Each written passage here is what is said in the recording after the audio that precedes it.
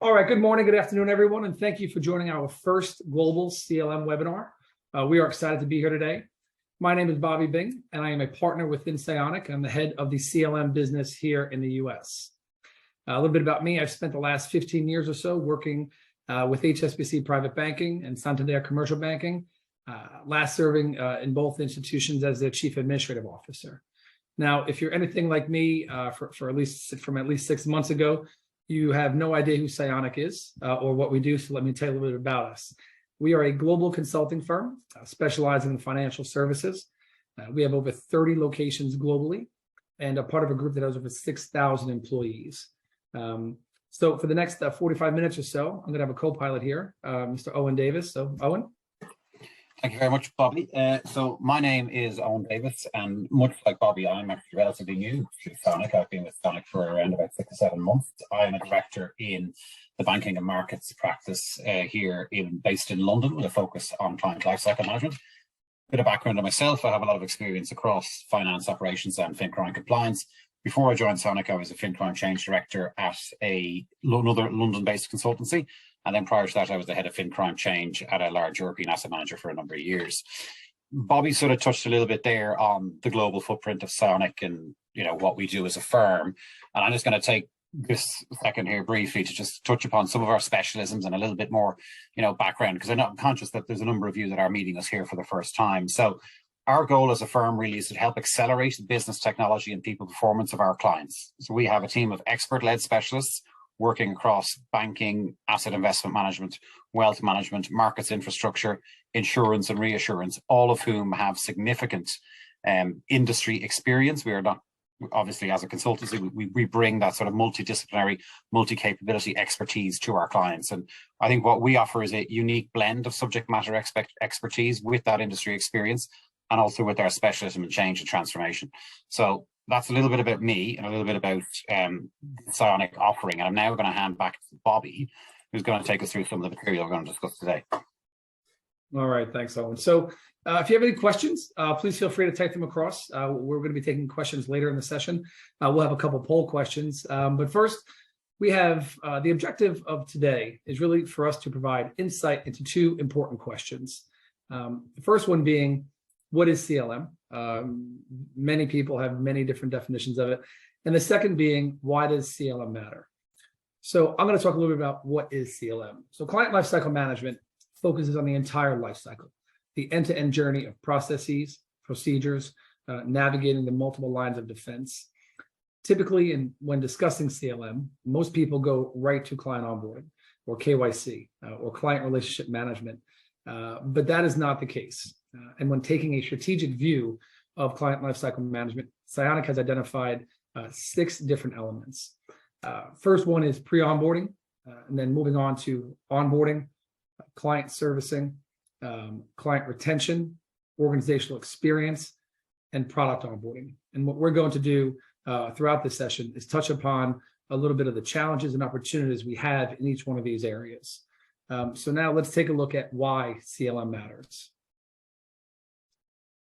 So we've sort of defined here at the top what CLM is, okay? And it's a conversation that a number of people have been having over the last number of years. You probably heard this from first-line colleagues in different organizations asking, well, why do I need to get all these documents from my client? What are they going to do with this? Do we really need to do this? Isn't it just an admin exercise? And what we see in the last number of years particularly is that that's very much an outdated approach. That view looks at CLM as a sort of a tick-the-box kind of exercise. And what we're starting to see now is a sort of a shift, a migration from that old tick-the-box, let's just get this done and then we can move on with business type attitude to how can I service my client better, which has sort of a twofold aspect to it. Not alone, how do I enhance my client's experience with the firm, but also we're going to gather a lot of information about our client from a data perspective, from a documentation perspective, and how can we use that for our own benefit as a firm? If we take a step back from this and look about, sort of a client experience from a broader perspective, we live in a world now where people don't accept poor service anywhere, be that with your bank, be that with a restaurant, going to get a mortgage or whatever it is, right? So you take that into the financial services industry, and we now live in this very fast-paced, digitized environment people don't accept poor service. So we need to fix this. And we need to look, how can we make our service better?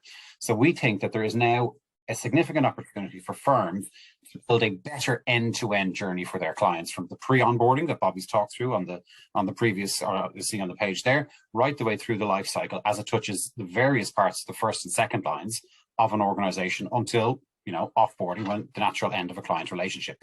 So the potential is there to significantly enhance that experience, make it smoother for clients, and then beneath that, have a significantly leaner and less onerous process for firms. If I'm to use an analogy, it's a swan.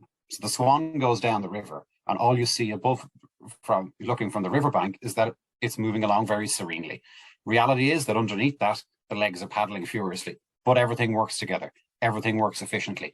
And that's the sort of thing that financial services firms need to look towards moving to within client lifecycle management. And this is where the importance of it starts to come out. And as we step through the next couple of slides, we'll start to see that in a little bit more detail. So, Bobby, if we can move on to the next slide. So the first of the 6 pillars that we talk about here is pre-onboarding, all right? So we've sort of mentioned this, like that the first bit is the client inception, right? And this is clearly the first start to the client journey as a whole. Now, those of you that have worked in CLM for a number of years will have we're looking at this and sort of saying, well, you know, Eoin and Bobby, this is first line stuff, okay? This is what the sales organization do. This is where we talk about leads and prospects and, you know, client relationship management and all the CRM terminology that you know is traditionally been talked about. But we want to sort of shift that view a little bit, because what we see here is that pre-onboarding is actually a broader, more holistic piece of the process, rather than this, you know, sales centric activity that then, you know, the next phase is where other parts of organizations such as ops starts to come in. So what we see here is that in this phase, we need to start to encompass the other elements that a business needs to consider when the client is poised to join, and then look at what that will mean as the client's journey impacts the firm across both first and second lines. So within the pre-onboarding phase, what firms need to consider is, when we get a client on board, what do we do when that client is on board? What is our strategy? The goal cannot be, let's just get them to sign the contract and move forward. It has to be, well, if we have them in and they've taken on a bank account, for instance, how do we grow that account? How can we look to enhance this relationship? How does our CRM strategy, what does it mean for that client? And within that, this is the consideration that we believe needs to start happening in the pre-onboarding phase. And then we look at that as well. And that's one aspect, that's the client journey. But then there's the client data piece, okay? So data is an incredibly critical aspect of any financial institution. Any of them that I've ever worked in, that Bobby has ever worked in, have had data challenges, right? And a lot of that comes down to, how best do we use that? So I think at this stage in the journey, we need to consider that data that we're gathering and how we're going to use that for our own benefit as a firm, i.e. to help smooth the customer journey, but then also to help us kind of expand that customer relationship. Within that, you then have a couple of other items, you know, that need to be considered when you start to look internally at what those internal metrics are that are going to be driven by the activity in this phase. You're looking at items like sales scorecards, goal setting, and also, you know, there is the opportunity here within this to kind of, those activities that I've spoken to there, which are somewhat disparate, start to bring them together under this pre-onboarding umbrella, which will help the firm initially, but also will lead to a better onboarding experience for the firm's clients and the firm itself. So, Bobby, if we move down to the onboarding piece, which is the second element here of our CLM approach.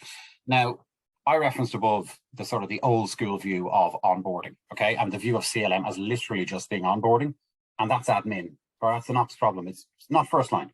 First line, I don't care. I get you the documents, I throw it over the line to you, and you go and take that forward. And that's just not true anymore. I mean, those of you that have read a newspaper in the last 10 years, or even go in and Google AML fines in the last 10 years, will tell you that you know, that's outdated and that just doesn't work anymore, okay, from a reg perspective, but also from a business perspective. So by stepping up and looking to the future, what we need to consider that onboarding here, it's really two overlapping journeys. There's the customer's journey to becoming a client and how we deal with that and getting them through that, and also the customer data and documentation journey. So I mentioned previously the fact that throughout this process, we're going to gather significant data on a client and significant documentation on a client, right? Firms often overlook that, and it's a bit of a missed open goal. we have all this information, we just store it somewhere and never look at it again until a periodic review comes up or whatnot. That's a short-sighted approach, right? Data is critical to any organization. It's the fuel and the engine of any firm. Without it, firms aren't going to exist. And yet a lot of firms are struggling to know what to do with it. So our strategic approach to onboarding here is really to try to use that data to drive forward the opportunities for that client. And I say opportunities both from a process perspective, because it gives us an opportunity to look back at the process and analyze, is this giving the client what they need? Is it making the best use of that data when we get it? Or have we stepped into a world where we're gold plating? All right, okay. So we've taken this data, we've compared it to what our regulatory standard is, and we're all aware that regulatory standards have evolved like significantly in the last decade or so for very good reasons. But there is a tendency, and sometimes it's the tension between the second line and the first line, that there's an element of gold plating, okay? And we believe that, by looking again at onboarding processes, there is an opportunity to strip back that level of gold plating and ensure that, yes, the firm does meet the relevant national or supranational laws and regulations, as the case may be, but that they're focused on that particular business and ensure that the outcome that the firm gets from its onboarding journey and the client's onboarding journey is suitable for that particular business. So there's a couple of factors that will support that. Again, so there's the contracts that are used. Are our contracts up to date? Any of you who've ever opened a bank account, or filled out a mortgage application form, there's a plethora of information you're required to supply. Is it that useful? Some yes, some arguably not. That's another thing that needs to be looked at. Are we adding too much complexity here? And then technology is another factor as well. The world is now full of onboarding technology tools, right? Firms will be sold and told that there's various tools that are right for them. But actually, I think there's an opportunity that firms take a step back and look and say, well, have we got the right tool here? Is it giving us the smoothest process that we need? Just because that tool works for our peer, is it necessarily going to work for us? Because we are a unique organization and we need to have something that is the correct tool for us. So I think from the pre-onboarding and onboarding, both of which are relatively or clearly closely linked there's a lot of opportunities for firms to go back and look at that again and see how they can make some of those things better whilst leveraging a lot of the data that they get from the client. Excellent. Owen, thank you for that. So moving on to client servicing. Client servicing is the lifeblood of an organization. If we take a look at client loyalty statistics and metrics have decreased over the last number of years, most clients have multiple banking relationships, and it's very easy to take money from one to the other. So when we think about it, the bankers can drive a sale, the account opening team can get an account open, but the service folks, they're the ones that are on the front lines, and they are the ones who anchor our clients to an organization. Or they could be the cause of the deflection. So, but it's typically not the people when there's an issue, right? It's the processes, it's the procedures, it's the workload, it's the complexity of navigating an organization, which typically causes the negative experience. And those clients always want to speak with that client service individual. It's very rarely the banker or others that are part of that team. So the solution to these challenges can be found in efficiencies, whether it be having effective processes that are redesigned and that scale through the entire life cycle. It could be updated procedures that are have been gold-plated historically that need to be updated and modified to today's standards of, yes, being cautious, yes, staying out of jail, but also not bottlenecking the entire process to where things get done. More effectively managing the workload. If we look at our service folks throughout any organization, typically they're wearing more than one hat. They're a service person, they're a remediation person, they're a project person. So these are the folks that get grabbed to work on all these issues, having a significant impact on their capacity, which allows them not to do one thing very, very well, but a number of things pretty much in an average way. And then navigating an organization. The strategic design that is set forth by leadership is overly complex at times, with too many divisions and too many levels between the lowest level employee and the chief executive. So having a strategic view on organizational design, along with processes, procedures, workload, and complexity, really streamlines and allows the service level to enhance by these individuals. a big piece that we've seen in the clients that we're here is really on ratio alignment in terms of what is the right number. But at a certain point, the clients need to choose what type of service they want to offer. I've been at an institution where the CEO says we do not want to be a market leader in client service because we don't want to pay for it. They'll be right in the middle of the pack and they're okay with that. Other institutions want top-notch, the best service team around. So it really comes down to strategy and then taking that strategy and applying it throughout the entire life cycle, not just one piece of the life cycle. Eoin, moving on to client retention. Thank you, Bobby. Everything that Bobby has just spoken about there speaks directly to what we see when we talk about client retention. So if we can't retain clients in an organization, we don't have a business, right?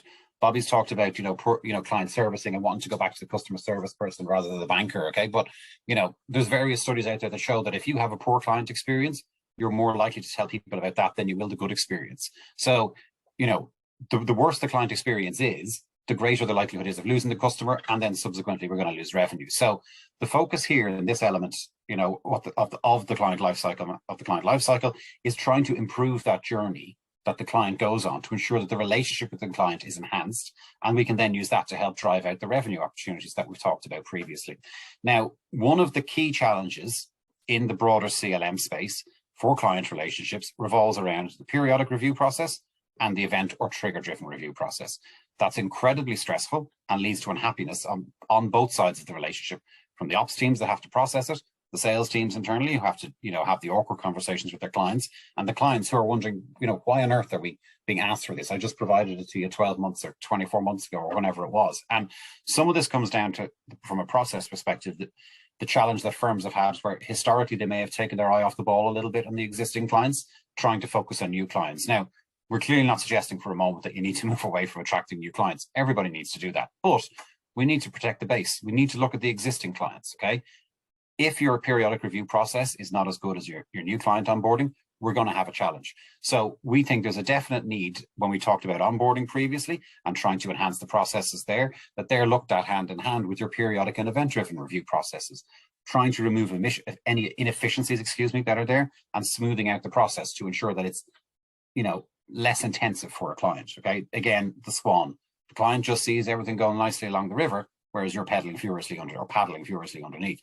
Now, I did raise the point a little bit earlier about the customer data and the customer documentation, and that's importance to CLM. And retention is where we start to see this kind of hit home a little bit. There is capabilities now out there where firms can use analytics to understand customer behavior.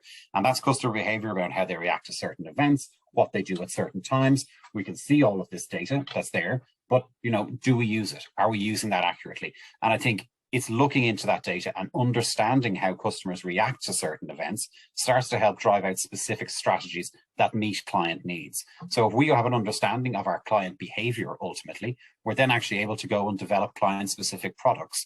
And that ultimately opens us up to greater cross-selling opportunities, which as a business and any business, cross-selling is a great thing. You want to be able to offer more to your client. The more you offer your client that's suited to them, targeted to them, the greater the likelihood you have of retaining them as a client.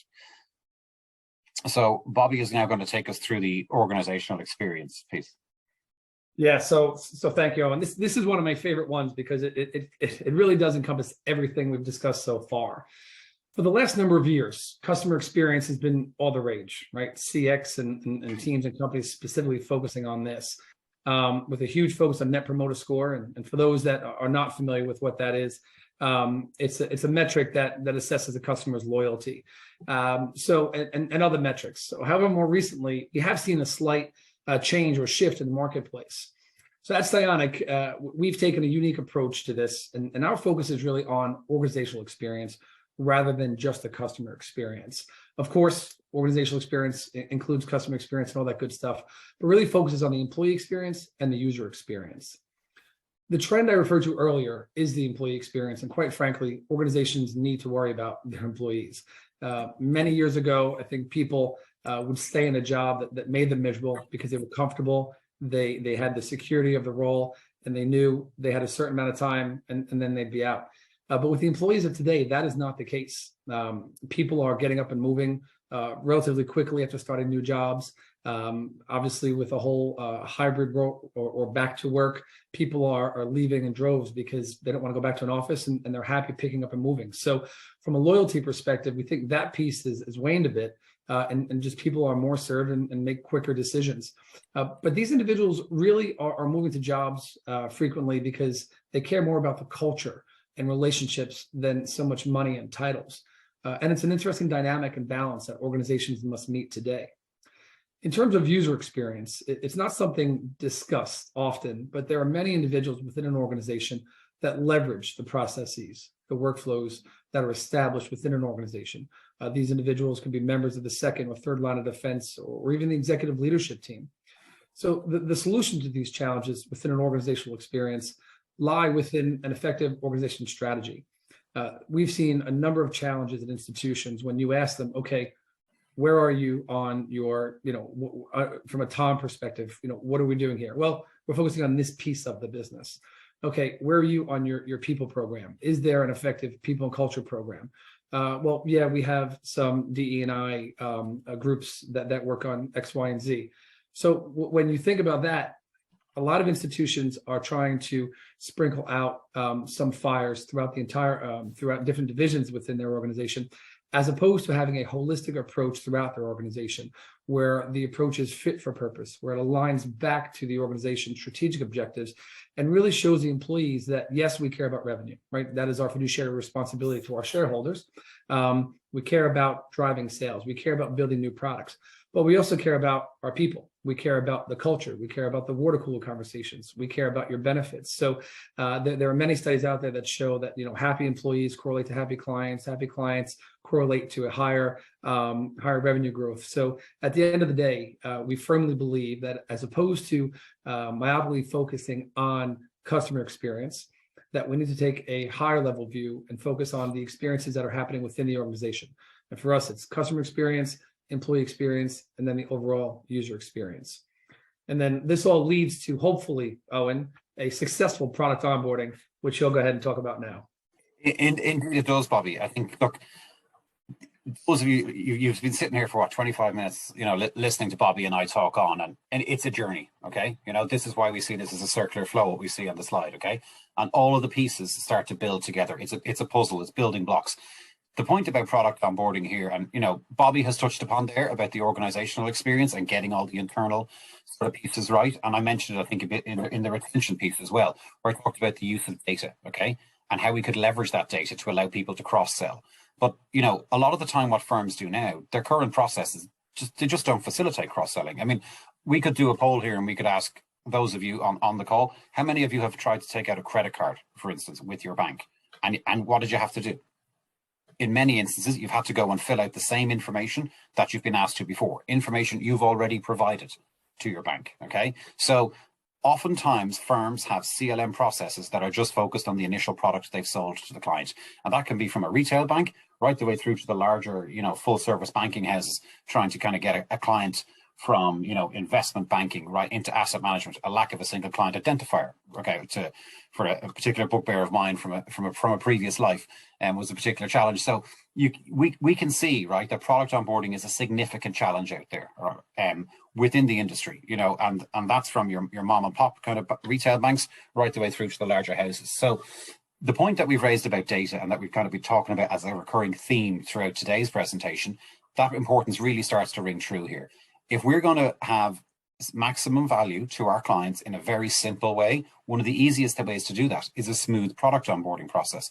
Everybody now accepts the fact that when they go to onboard with a bank in any different guise, there's hurdles to go through.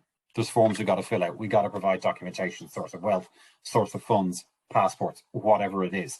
But if at that initial onboarding phase, firms look at this more holistically and say, well, actually, I'm only onboarding them currently for product A, but I might offer them product B in the future. That opens up opportunities. We are then able to have a smoother product onboarding process, and we allow cross-selling opportunities. I mentioned at the top there the fact that, we live in this, digitized environment, the rise of the fintechs, okay? There's a innumerable number of fintechs out there. May not all exist in 5 to 10 years' time, right? As the market narrows, but what they're all starting to do is provide different services, okay? And they're starting to challenge some of the more established houses because they can do things like product onboarding a lot better. So, you know, firms are now being pushed to react to this and start to develop processes that allow additional products to be offered to clients in an easier manner, and then also to get the clients onboarded to those products in a fundamentally significantly more efficient manner. So I think the key takeaway from this particular piece is really that a simple understanding of customer behavior, particularly in the modern world where there's probably less brand loyalty or, you know, bank loyalty, shall we call it, than there used to be in the past, and also how we use the data that we get from clients and when we onboard them initially starts to help us underpin the future sales, the further sales opportunities that we can create, and that will help drive revenue for firms. Now, this is a little bit of a paradigm shift, but you know, we can look around us and we can see that this is where the industry is moving towards. As it starts to progress into the digital universe, we get deeper into the 21st century. This is the expectation that people have, the different generation, the next generation that we see coming up want a variety of choice, and firms are going to need to react to that a little bit. So I think, look, that concludes our review of the 6 pillars of our CLM strategy. I'll hand you back to Bobby. All right. Actually, we have a poll question coming up.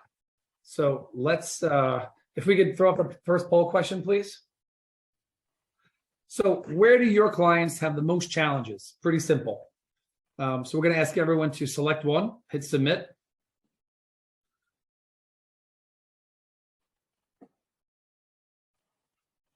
We'll give it a couple seconds.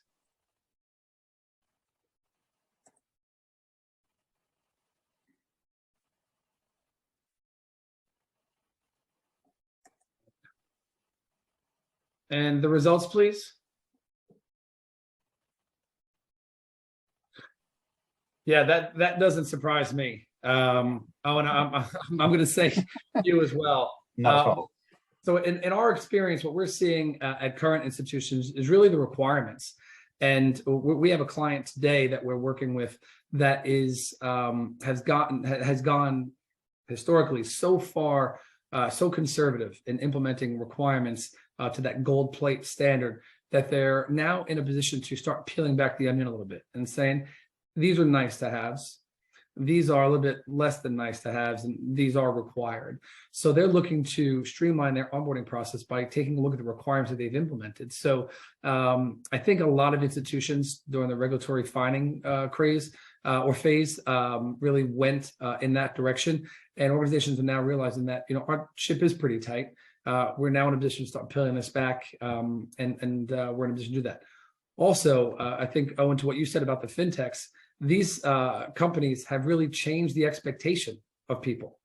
So if I can go to an online bank and get my account opened, you know, within 45 minutes, why can't I do that at my, you know, global international bank? So I think they're changing the standard, and these larger institutions have to be a bit more mobile. Couldn't agree more that onboarding is where we see the majority. Oh, do you want to comment on that at all? Yeah, no, I agree. Look, if onboarding didn't come up as number one, I guess I would have been a little bit surprised. And it certainly tallies with, you know, I think our experiences and what we see from conversations with clients, and the fact that client retention, just to touch on that, has come out in second place is no surprise as well. Okay, I think they go hand in hand. If you've got challenges with onboarding, you know, somebody goes through a bad experience once, you're highly unlikely to retain them going forward. Okay, at the end of that relationship, they may walk away and go elsewhere. And, you know, to the point about the challengers that are out there and the ease of onboarding and the fact that they can facilitate it, it creates a challenge. You know, I think, Bobby, you summed it up quite succinctly there when you said, you know, that whole craze of regulatory fines, you know, in the 2010s basically created that culture of gold plating, right? Okay, and that does need to be stripped back. A lot of organizations have gotten that very tight. They've improved upon it. But there's still further elements to go from a sort of a processing perspective, and the results of this poll tell us a tale that there is further work still to do. You know, if onboarding is the biggest challenge that people see from a CLM perspective, you know, that sort of indicates that there's a lot of work to be done from a process perspective to try to tighten things. All right, how about the second poll question? Can we show that, please? All right.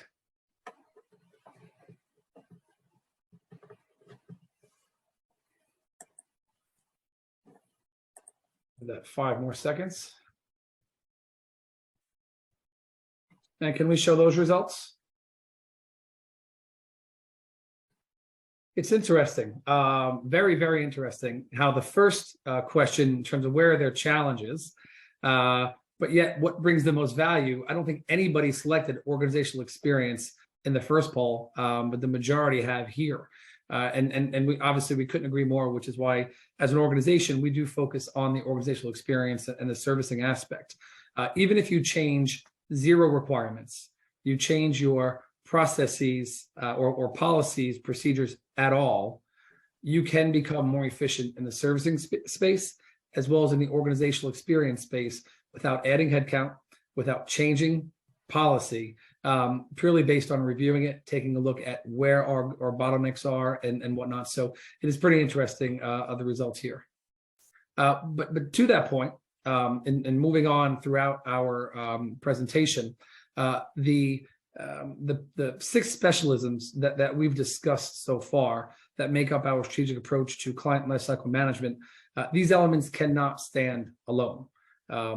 It's just not possible, which is why they are underpinned by a number of strategic activities that allow for an actual look at the overall life cycle. So, Eoin, based on the time, which one of these is of particular interest to you? The piece that I sort of come back to here, and I almost want to say policy and procedure harmonization because we talked about gold plating just now, right? But I do think that's getting better, right? That's significantly improved in the last sort of 5 to 6 years as firms have gotten a bit more mature and started to understand the impact of what these regulatory fines mean. To me, it's really the target operating model design and getting that right, because I think that's where the greatest efficiencies to be gained are. I think everything we've talked about today is effectively a leg of a TOM for a firm's CLM strategy, okay? And what we're giving people here really is, you know, the tools that we think, or the legs, the pillars, elements, whatever, you know, terminology we'd like to use, that actually will allow people to drive a fully end-to-end TOM that's there. And I do believe that, you know, if you get your TOM right, the other pieces of the puzzle can fall into place, right? There's always going to be, you know, the servicing and retention bits, okay, and the organizational experience. There's always room for improvement in that, okay? We always want to retain more clients. Do we service our clients as well as we should? Potentially not. How are our customer experience and our employee experience, could they be better? Potentially. We're always going to have room for improvement there in any organization. But I think we do have an opportunity to get our TOM right. Okay, and if we get that, that's a really, really solid platform for us to move forward and try to improve the other aspects that are there. Yeah, excellent. I would have went with that as well, but based on the responses of where the most value is, I'm going to go with management information reporting. At every institution we've been at, even prior to my consulting life, we've had data issues that correlate to reporting issues. Whether or not we can tell if the bankers are actually driving revenue, have cross-sell opportunities, do they have the right information that they need to be successful? To our risk and control teams, do they have the right data and information to know? So from an executive level, the MI and reporting has to be better, which means we need better data. If we look at the kind of middle management, which is where I like to focus, do our leadership teams, do our head of the operations team, head of the onboarding team, do they have the right information or data that they need to make effective decisions? Do they know why this certain individual continuously has their accounts rejected? Do they know why this type of accounts, foundation, trust accounts, are typically delayed longer than a straight up banking account? Do we know why the credit process in every institution takes forever? So if we can't measure it, we can't cut it. So customized management information for all levels of the organization to improve decision-making, efficiencies throughout the entire organization is where is one of the most valuable underpinnings, if you will, from my perspective. So saying that, we're going to move on to questions, which is our final section. So please feel free to use the Q&A tool. I believe on the top of your screen, we have one question that's come in. And without reading it, I'm just going to throw it to you, Eoin. I'm going to read it to you, though. In your experience, does an organization do all of this well? And what arguments do you typically use to convince people who only see parts to invest in a more holistic approach? Firstly, thank you for that question. The short answer to part A of that question is no. Okay. From what we've seen, you know, we've sort of shared experiences and based on our own experiences, no organization does any of this well. So organizations do parts of this excellently. Okay, there's no doubt about that. There's firms out there that do onboarding really, really well. Okay, other firms not so much. Servicing, other people do well, other people not so much, and so forth. Right. So there's no one that does this all as well as they could do. Okay. But when we're having conversations with clients and trying to say, okay, you're doing, say 2 of the 6 of these elements particularly well, in order to try to get them to, as you said, invest in a more holistic approach, we have to explain to them the point that this is a journey. Okay. You're doing a particular part of this journey very well, but then you kind of forget about them. You onboard the new clients, great, but do you service them well? Do you help retain them? All right, okay. And I think it speaks back to the point I raised when I talked earlier about retention and periodic review, right? Most firms, periodic reviews are a bit of a mess, right? Because they're not concerned with existing clients. It's the new clients and the new business that's trying to drive. So our view at this, from conversations that we have with clients, is always to try to draw out for them the fact that this is a journey, okay? It starts as soon as you engage with the client, running right the way through, that when they offboard, leave, the relationship ends, whatever. But throughout that, you need to consider all the different pieces in order to A, make sure the client experience is better, but then B, also use the data that you have from them in a smarter way that suits your business, okay? And I think they're the kind of key messages that we try to get across. I don't know, Bobby, you'll be keen to jump in there as well. Yeah, thank you. So basically, I'll focus on the second part of that question in terms of, what arguments do you typically use to convince people who only see parts of it to invest more holistically?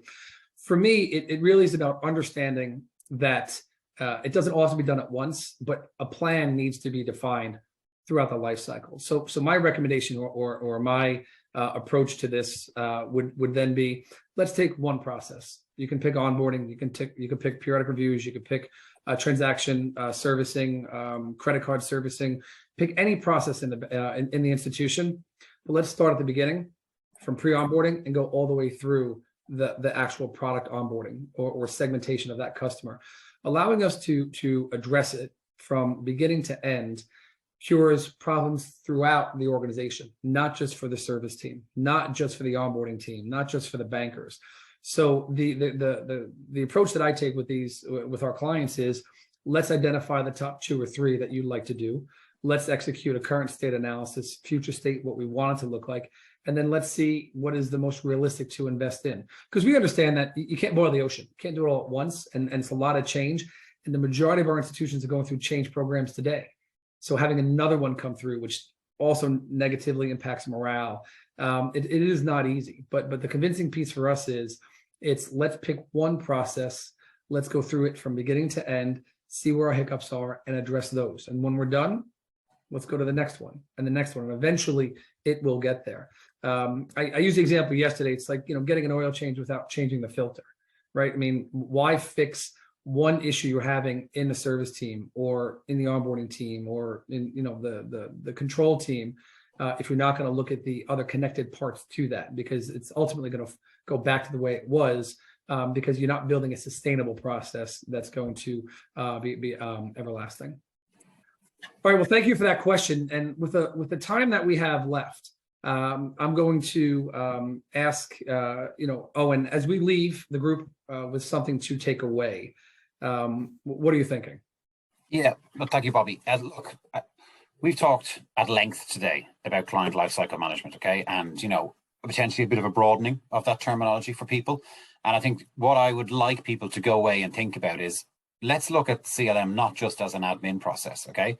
Let's look at the benefits. Let's turn it on its head a little bit from a traditional view and sort of say, how do we get organizations to maximize profitability, expedite, enhance their decision making, look at the organizational experience and that. What are the benefits? How can we turn this, what is deemed sometimes to be an admin, a kind of a not the, if I can use the term, sexiest thing to do within a financial services organization, but certainly try to turn it into something a little bit that provides a positive benefit. And I think if people can start to look at that a little bit differently and say, well, actually we capture a lot of data here, let's try to turn that around. And that's really what I would like people as they go away from this to start to consider, and bring that back to their own organizations and see, what possible changes they can make to that to help to drive the future. Yeah, thank you. And for me, it's the second poll question really kind of resonated with me because the focus is on servicing and the organizational experience. So for me, it's about the people. Everybody says people are our greatest resources, but do we really treat them that way? So for me, it is I firmly believe that if we have a strong people program and our employees feel that they are valued and that people are paying attention to the way they work. They're paying attention to the capacity that they can take, and they're offered enough of the resources to be successful. I believe loyalty builds. They're happier. That then connects to they're connected to our customers. The customer is a bit happier, and they're more engaged. So for me, it really is taking a look at what we can do within the people space, whether it be a people and culture program or having a top-down strategy of this is our approach to client experience, employee experience, user experience. And right now there's a number of employee trainings that are rolled out based on whatever fad is in the marketplace. And that's great. I think we have to react to those. But at the end of the day, those are more compliance trainings. Those are trainings to ensure that that institution stays compliant so it doesn't get in trouble. But I've always said, and I know I have a couple former teammates on this call today, we have to train our people to leave us. Because at a certain point, right, there's a funnel at the top. And we should be okay when people leave your organization because you've done everything you can with them in terms of develop them to be great professionals. They were happy here, but they now are ready to move on and be leaders. So for me, it's important that we develop our people and make sure that we're continuously raising that talent to take over for those that are moving on. So I'd like to leave you all with that. And with that, Eoin, great job. Thank you. This is our first time doing this, so we hope it played well. As you can tell, he's the harder one of the two. We're very thankful that you joined. Following this, we will be sending out our strategic approach to client lifecycle management brochure. If you haven't received that already, I'm sure our team will send out also a poll question for you or a survey on how this went. And please keep an eye on Eoin and myself, and we have a couple colleagues on the call. I know Katie's on, Pino's on, Sylvia's on, and if I missed anybody else, I apologize. But keep an eye on our LinkedIn page as there are a number of webinars that our institution or Psionic or Davies executes on T+1. There's a number of different ones that are pretty insightful, and we're always happy to have a one-off conversation on any of these topics. So thank you very much, Eoin. I appreciate you. And thank you, Bobby. Likewise.